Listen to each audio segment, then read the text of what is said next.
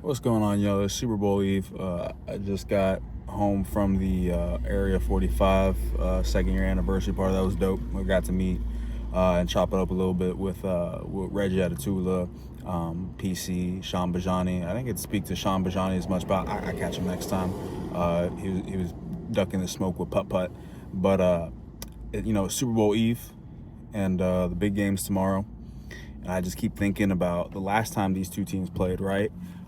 In the Super Bowl, how crazy it was. Just, I mean, when you think of Super Bowl finishers, is there an ending that comes anywhere near as close or as legendary as Malcolm Butler's interception at the 1 yard line? Marshawn Lynch, everybody in the world, minus three people thinking that Marshawn Lynch should be getting the ball right there.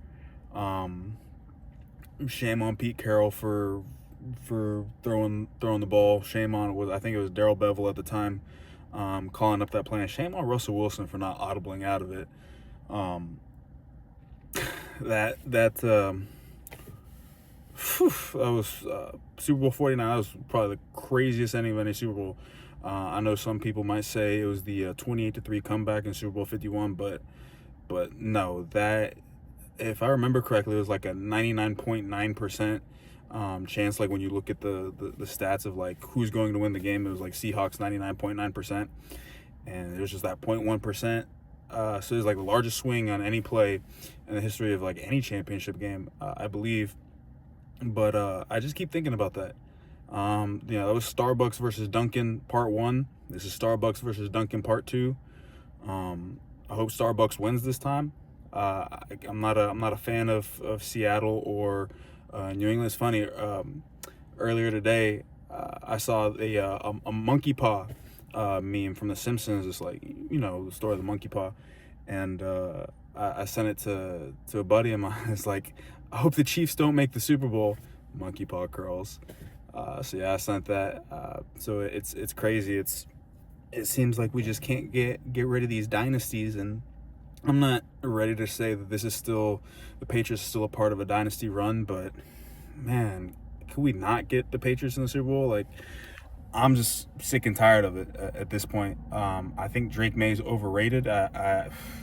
What Sam Darnold has done, he's the only quarterback not named Tom Brady to have back-to-back 14-win seasons. That's insane. Not Peyton Manning, not Joe Montana, not Marino, not Elway. To know that he's one of two, and that other one being who many say should be a first ballot Hall of Famer. We can discuss what being a first ballot Hall of Famer means at a later point in time. But I think this is, I said the other day, I think it's going to be a 41-17 type of game. But the more and more I think about it, that Sam Darnold, man, that Sam Darnold with that Patriots front. I remember watching the Texans play. The Texans, as the game went on, the Texans started getting to Darnold, and I'm worried that as the game goes on, the Patriots start getting to Darnold. But we'll see what happens. I'm excited for the game. This is, to me, like the greatest day of the year, Super Bowl Sunday. Whether it's a 31-6 game, a 28-24 game, it was overtime. We've only had two overtimes: Super Bowl 51 and Super Bowl 50. What was it? This is Super Bowl 60, so Super Bowl 58 twice. So 51 and 58 are the only two Super Bowls to ever go to overtime.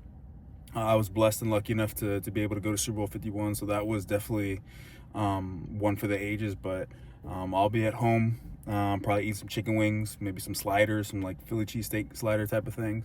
My wife texted me earlier tonight. She's like, I think I want a Seattle dog, which is like a hot dog with cream cheese and I think like crispy onion bits. I made it a few times, so she wants it, so I'll probably make it again tomorrow. So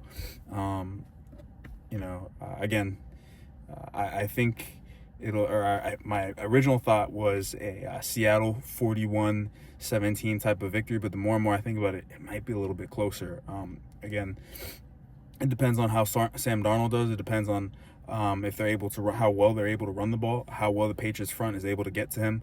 If anybody, if Christian Gonzalez, if anybody can actually put a stop to the terror known as JSN, I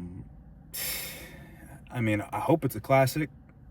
But if it's a 41-17 type of game, I won't be mad. Again, I think Drake May is overrated. I think he's the big quarterback that the typical. He's big. He's got a big arm. He's white. I'll let him marry my daughter if they wanted to date. Like, I think that's what he is. And credit to him.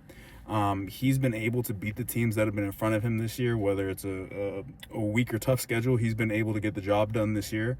A lot of luck the way the Texans with CJ Stroud imploding, with the Bo Nix going down, with Sean Payton not kicking that field goal in the first half. Just a little food for thought. Were the Patriots beating those teams, or were those teams beating themselves? That's the conversation that will be put to an end after the Super Bowl. Because if they were beating those teams, they have a shot against Seattle. If those teams are beating themselves, it'll be a blowout. Even and let me rephrase that.